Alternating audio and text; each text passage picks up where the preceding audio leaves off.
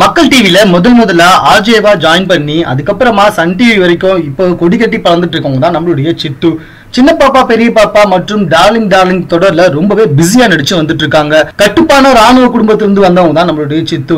அது மட்டும் இல்லங்க, முதல்ல நன்றா தமிழ் உச்சரிக்க தெரிஞ்ச ஒரே தொகுப்பாளினி இவங்க தான் அப்படின்னு கூட சொல்லலாம். பாத்துக்கோங்க, டான்ஸ் ஜோடி டான்ஸ் நிகழ்ச்சியிலும் வந்துட்டு டான்ஸ் ஆடி பட்டையை கிளப்பி வந்துட்டு இருக்காங்க. சமீபத்துல ஒரு தமிழ் படத்துல ஒரு பாட்டு பாடுறதுக்கு கூட இவங்களுக்கு சான்ஸ் கிடைச்சதுன்னா பாருங்க.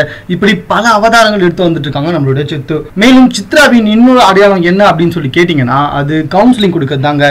MSc சைக்காலஜி முடிச்சிருக்க நம்மளுடைய சித்ராவை நோக்கி தான் தற்போது சின்னத்திரையை சேர்ந்த அனைத்து தொகுப்பாளினிகளும் சரி நடிகர்களும் சரி புறப்பட்டு போயிட்டு இருக்காங்களாம். அதாவது அவங்க வாழ்க்கையில ஏதாவது மன கஷ்டம் வந்தாலும் சரி, ஏதாவது பிரச்சனைனாலும் இல்லை ஏதாவது குழப்பனாலும் உடனே வந்துட்டு சித்ராவை நோக்கி போயிடுறாங்களாம். சித்ராவா அதுக்கு ஏற்ற மாதிரி அவங்களுக்கு நல்ல கவுன்சிலிங் கொடுத்து அமைச்சிடறாங்களாம். இதனால சித்ராவா பல பேர் வந்துட்டு தற்போது பாராட்டி வந்துட்டு இருக்காங்க.